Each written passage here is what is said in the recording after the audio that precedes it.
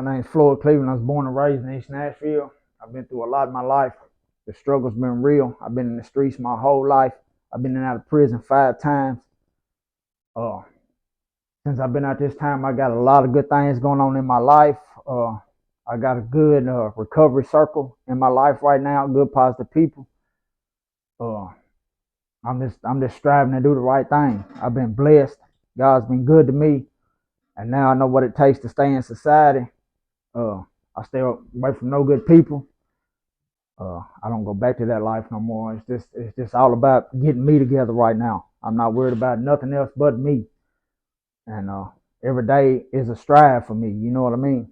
I have to keep my mind focused on what I need to do and not go back to that life no more. You know, as long as I push forward, I know the good things are gonna keep coming like they've been coming. So that's just what I wanted to share with y'all. My name is Aaron. I'm originally from Nashville. I've been away for about 13 years, but my thing was I kind of been running away from the Lord pretty much all my adult life. I've always knowing what to do, but I always thought I knew better.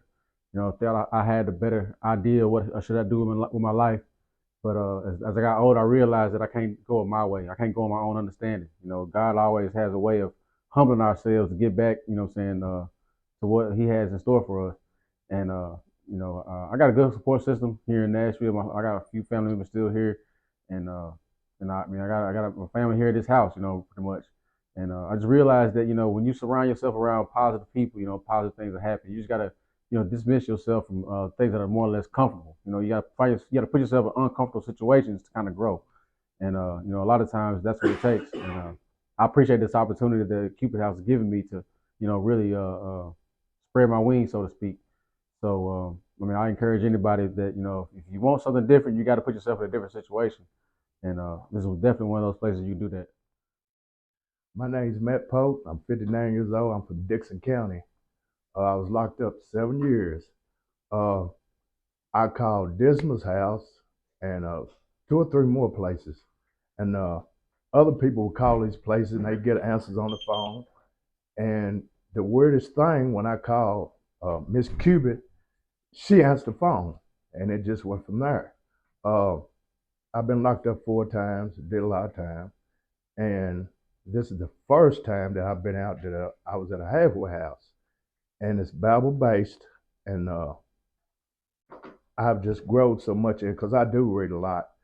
But the pastor, he breaks everything down, and it makes it more easy to understand. His mom, we have class and all this stuff right here, and anybody, like he said, anybody that's trying to get something basic, you got to do something different. And when I went to prison this time, I was running so much and doing this, selling drugs, that I believe God. He set me down to get closer to him, and I just went from there. And I thank you. I'm Jerry Dismukes. I'm originally from Detroit, Michigan. I moved down here October 2015.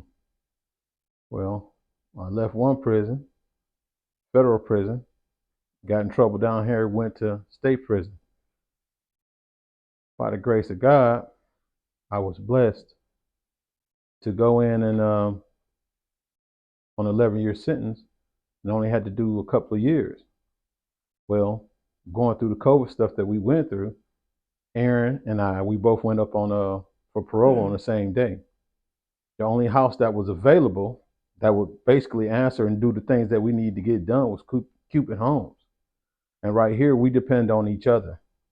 And the thing is, just like the brother over here, Floyd, said, you're changing everything. You have to change everything. This is just not a halfway house. This is a transitional home. So we make everybody here accountable for everything that they do. Be it cleaning, be it getting up and doing the things that you need to get done. We here. Pastor Cupid, Pastor Woods, they make sure they stay on top of you. Make sure you're doing everything that you need to get done. If you don't want to do that, this is not the place for you. Because around here, we make everybody accountable. If you got to clean up behind yourself, you clean up behind yourself. We sit down here, we break bread, we cook together, we pray together, and we go to class together. If that's not what you are part of, Cupid Homes is just not for you. My name is James Ligon. I'm from Ashland City, Tennessee. I'm 52 years old. I've spent 27 years of my life in prison. A few years ago, I come to the realization that one of the things I was doing wrong was leaving God out of my life once I left prison.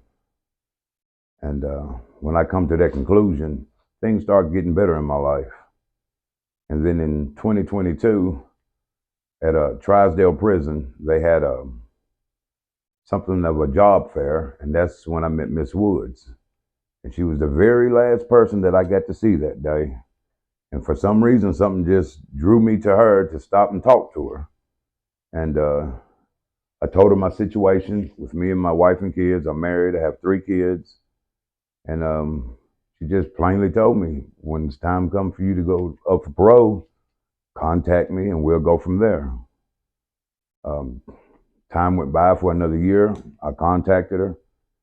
Everything went like it's supposed to. I come to Cupid Ministry halfway house or transitional housing, and it was the best thing going for me, you know. If there's anything you need done, you know, then you can ask them. They're going to go do what they can to help you. And I mean, the first thing doing the right thing is changing the things that you was doing from the get-go. So if you ain't changing what you was doing from the beginning, you ain't gonna get no change out of your life, and ain't nothing gonna get no better, because you're gonna keep on getting the same results. That's why I spent 27 years of my life in prison. Hey, it's Jersey, the truth in the building. I couldn't wait to get on camera to tell this testimony. Let me tell y'all something. Well, first and foremost, I did some time at Trisdale for selling drugs or whatever, and you know, I had a lot of friends, you know, because I had drugs and I had, you know, had a little bit of money before I got locked up. But the funny thing about that is when you get incarcerated for a short period of time, those people seem to disappear. You know, so when it got time for me to get out, I'm just trying to make it short and sweet. When it got time for me to get out, I was looking for a place to stay. Uh, my so-called friends, I called and asked them, oh yeah, you can use my address and all this stuff. And the parole plans wound up getting denied on at 2 different times from 2 different people that I thought that was my, you know, closest friends or whatever the case may be. So what happened was, you know, I started putting in different applications because the IPO told me that it would be best for me to go to a halfway house, and then once I get in the halfway house, I could transfer to something else, you know, to another address. So I think I had put in about 7 applications, and my 8th one was for Cupid homes here, and you know, I had to the way I had to do it was, you don't really, where I was at, you don't really have no help on the inside, so I had to call my mom up in Jersey, and she was doing a call around. So just wherever she got in contact with Ms. Woods, and it was on a Friday, and you know, she talked to her, and she relayed the message to my mom to tell my mom to tell me to call on a Saturday. You know, I don't know most people that do a lot of business on Saturday, but on Saturday I called her, and I was talking to her, and I was telling her, you know, that I needed a home plan. So she was like, well, I'll get you a paper up there for you to take the court and this and that and the third. And I was like, oh, no, honey, no. I done already made parole. I just need the parole. She was like, oh, Lord, I had you one there on Monday. So she shot the paper out there. Monday morning came. And, you know, everything after that was like Gucci. It was Gucci after that. I got out, like I wasn't mandated to be here, but, you know, I felt obligated to be here as an appreciation for them open up their doors and welcome me with open arms. You know what I mean? Since I've been here. Oh, by the way, I'm legally blind, just in case y'all didn't know. So everything that I did, I did here, I did it blind. You know, so you know what I mean. Little necessary things supposed to do, the ID card and the you know, the little stuff you're supposed to get. You know what I mean? You got to go here to do that, do that, do that. But you know, all I really want to say, um, you know, I want to add this. They told me in 2005 that in 18 months I wouldn't be able to see no more at all. 18 months to 2 years. But what they didn't know is they didn't understand the relationship that I had with God. They didn't understand that because He has the final call on everything, just like our life. He got the final say so. You know, the doctor might tell you got cancer or something, but what do God say? You know what I mean? How strong is your walk with God? You know what I mean? Everything that they told me that I couldn't do because I was blind, I did it. They told me I couldn't work. Don't you see me with a uniform on? And so I just say that to say, man, God is faithful. His word will not come back void. He said he'll never leave me nor forsake me. He told me I was more than a conqueror, and he said I already had the victory.